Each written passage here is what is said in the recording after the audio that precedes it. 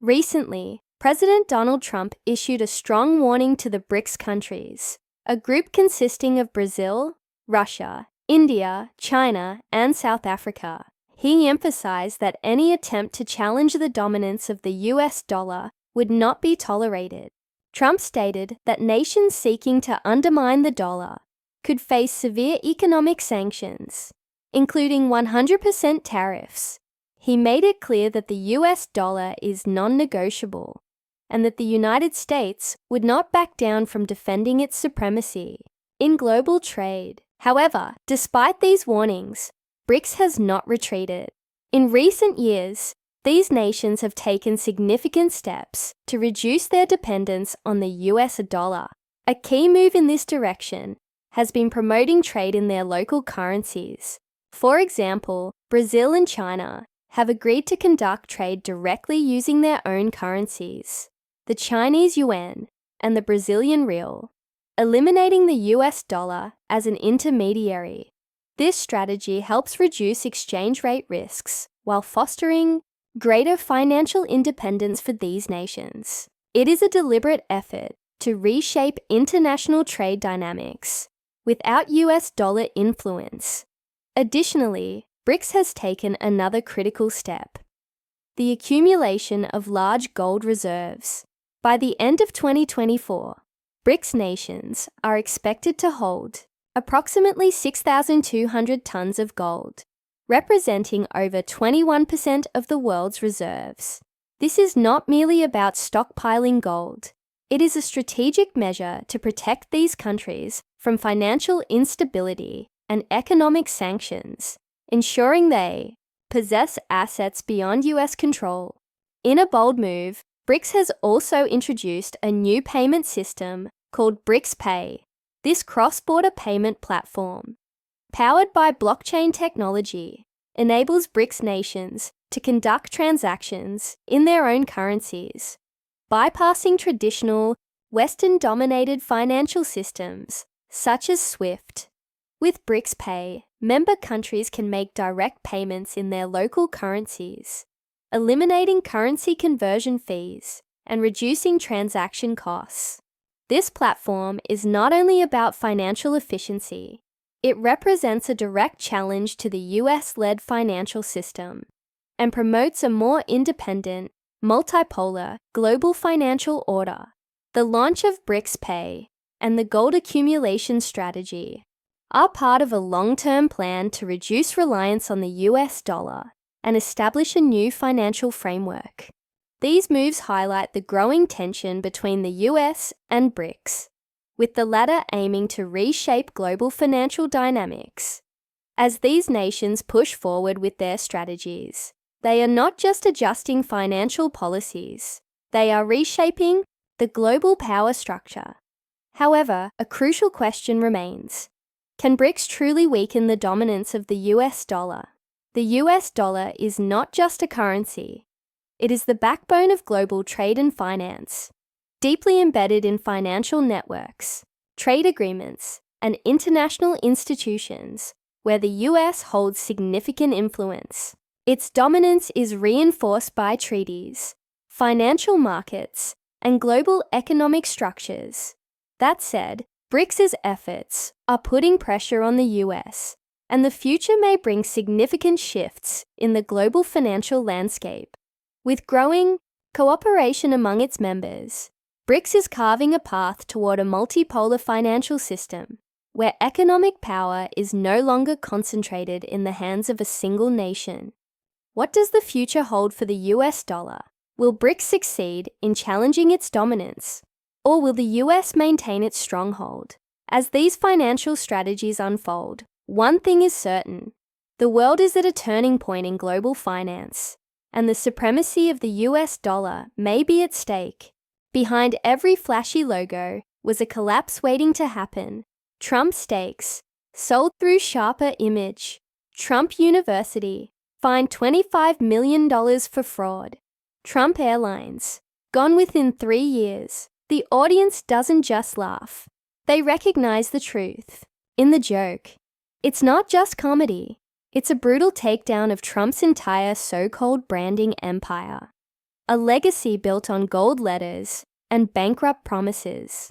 He's a war hero who got captured. I don't want to vote for somebody who got captured. I want to vote for someone who got away. But the real shocker, Chris Rock calls out Melania Trump.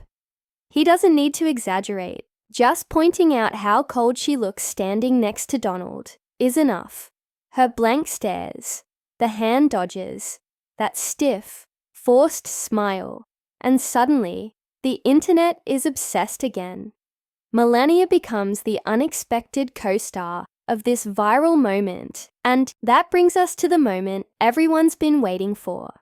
Clips of Melania avoiding Trump's touch go viral again. People start wondering, is she done with this marriage? Google searches for Melania Trump jump over 450% in just 24 hours. Chris Rock didn't just tell a joke, he reopened a national obsession. They got Elon. They're going to put him in a rocket ship and call it Space Mex. Oh yeah, J-Lo's going to marry Ben again, just so she can stay in the country. And how did Trump respond? Just as expected, furious. He storms through Mar-a-Lago, then rushes to post on Truth Social, calling Chris Rock disrespectful and not funny. Some sources even say he's threatening legal action. But it backfires. The clip spreads faster, the memes double, and the conversation only grows louder. Will, and then you get to the resort, and you're like, Jamaica's nice, Chris. Rock's genius. It wasn't just funny, it was accurate. Every joke hit a nerve. Not because it was cruel, but because we'd seen it all before. Trump's weird moments, Melania's quiet resistance, the brand failures, the outbursts. Rock took all of it and turned it into a comedy said America couldn't ignore. And judging by how loud the internet got, this performance hit exactly where it was meant to. Don't go anywhere. We've got more fascinating stories coming your way. Welcome back. President Trump is threatening to impose a 200% tariff on wine, cognac, and other European alcohol imports. Could those beloved bottles of wine and champagne from the EU become pawns in the biggest trade war happening right now between the US and the EU? Here's what he just posted. The European Union has just put a nasty 50% tariff on whiskey. If this tariff is not removed immediately, the US will shortly place a 200% tariff on all wines, champagnes, and alcoholic products. President Donald Trump has issued a bold threat. If the EU does not change its tariff policies on US steel and aluminum, the US will impose tariffs as high as 200% on wine, champagne, and other alcoholic beverages from EU countries. This is not a hasty decision, but a strategy aimed at pressuring the EU to change what the US claims are unfair tax policies. In reality, this is a hard blow to the EU's wine industry. In 2023, the EU exported about $13.1 billion worth of alcoholic beverages to the US, with French wine being the flagship product in that trade. A 200% tariff could cause the price of French and Italian wines to soar, leading to a decline in market share for EU wines in the US. This could severely impact major wine producers in Europe, as American consumers will face double the price for their favorite wines. The wine industry is unlikely to sit idly by. This tariff increase will certainly hit the wine industries in countries like France, Italy, and Spain hard. But this is not just a loss for Europe. If tariffs on EU wine rise, US consumers may turn to other options, including domestic wines, shrinking the market share of EU wine producers in the US.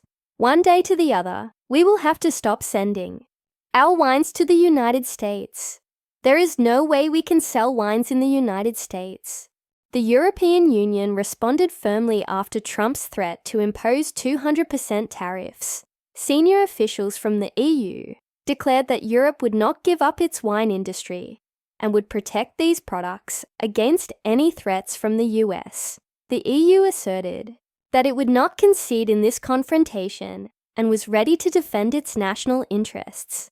The European Union strongly criticized President Trump's trade policies, arguing that the 200% tariff on wine and champagne would not only hurt the industry, but also damage the trade relationship between the US and the EU.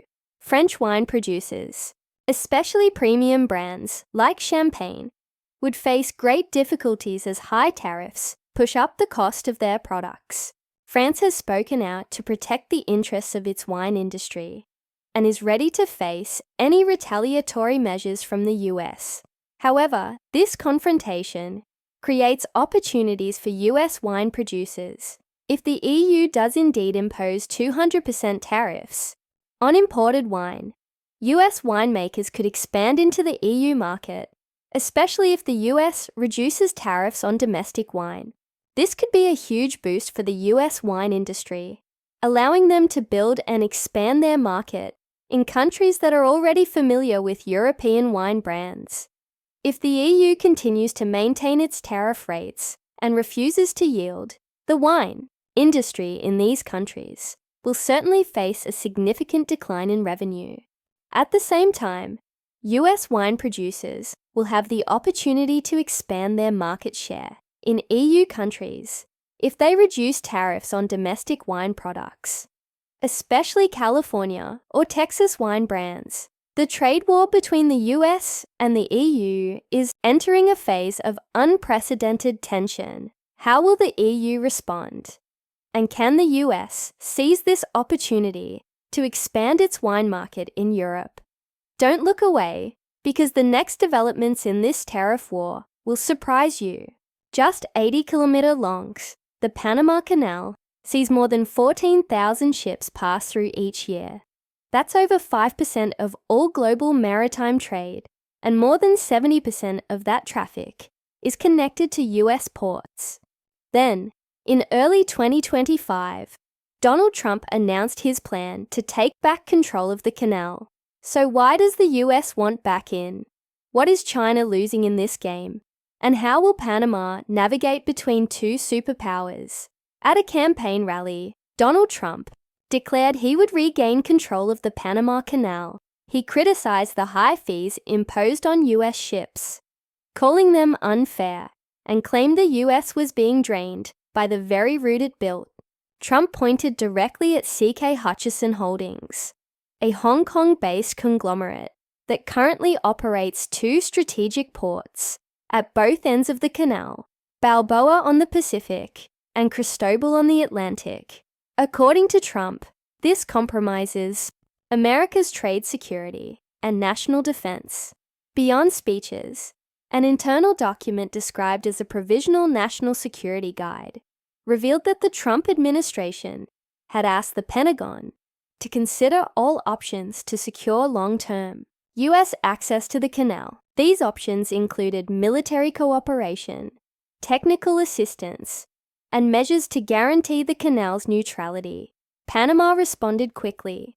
The Foreign Ministry stated firmly that the Panama Canal is a national asset. It belongs to the Panamanian people, and it will remain that way.